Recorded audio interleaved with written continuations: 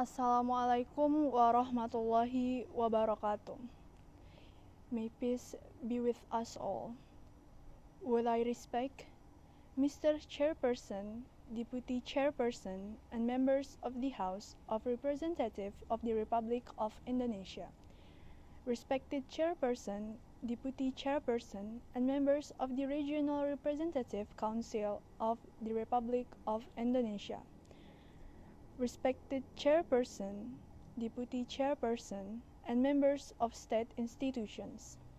Your Excellencies, ambassadors of friendly countries, and heads of representatives of international agencies and organizations, as well as brother of the nation from Sabang to Merauke. Ladies and gentlemen, before starting this speech, I would like to invite all of you to say praise and gratitude for all of His grace and gifts, because we are all given the opportunity and health to keep struggling and carrying out our obligations, duties, and continuing our work to same country and homeland that we love.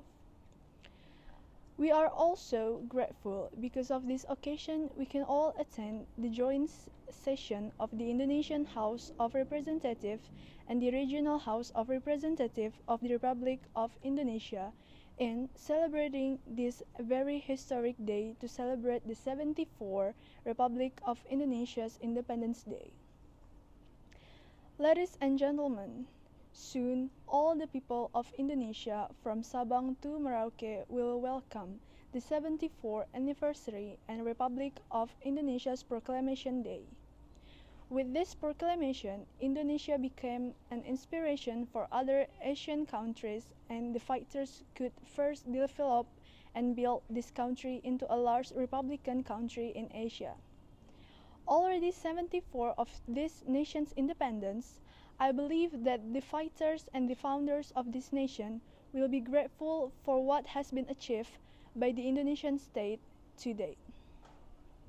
Ladies and gentlemen, as we all know, starting from a nation where previously only certain people could be educated, Indonesia currently has an education system that is so wide and strong. From a nation where all citizens were poor in 1945, Indonesia is now the fastest growing middle-class country in the Southeast Asia.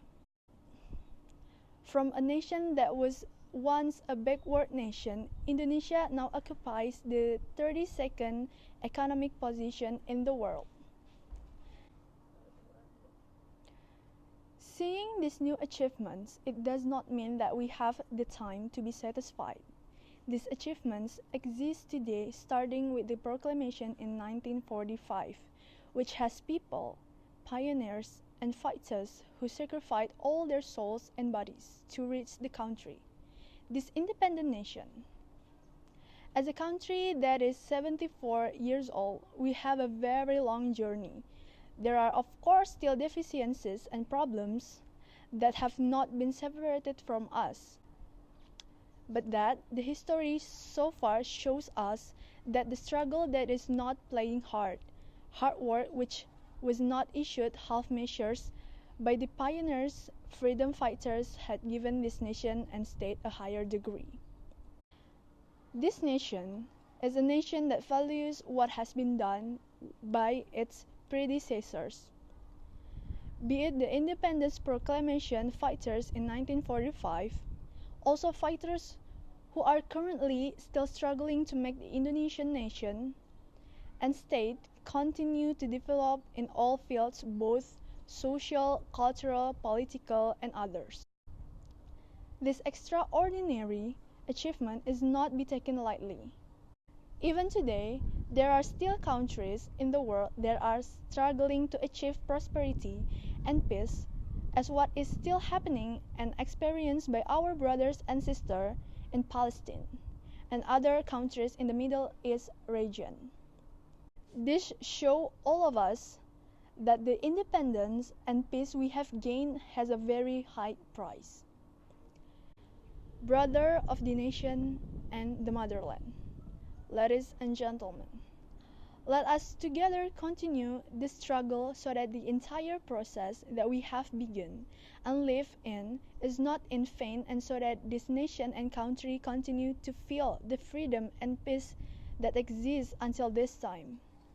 The condition of our country, which is still struggling to maintain prosperous and peaceful conditions, will also be greatly helped if international conditions are also by the interest of all of us.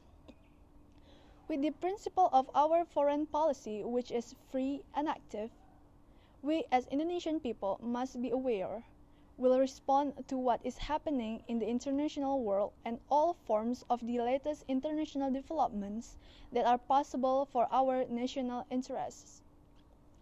Therefore, there are some important things that we need to remember again, not only the noble audience, but also all the people of Indonesia. All forms of systems, be they political, economic, or democratic systems, we must build together as strong as possible, because when the existing system is strong, the state and the people will too. However, when the system is weak, the stability of democracy that we have will be taken, and we can even experience a setback. As we all know, our country has a country's fundamentals, namely Pancasila, Bhinneka Tunggal Ika, unity and pluralism.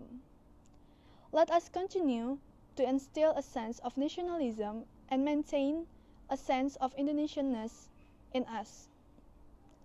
As a democratic country, let us together foster a spirit of democracy within us and maintain democracy that is always resting on the people, so that our nation is far from democracy that is only controlled by the elite with their interests. Finally, let us together build and maintain the momentum either that has not yet been achieved, or so that the world makes our country, nation, a friend, and even a reference. Because I am sure that we can grow democracy and modernity this together. Thank you. Assalamualaikum warahmatullahi wabarakatuh.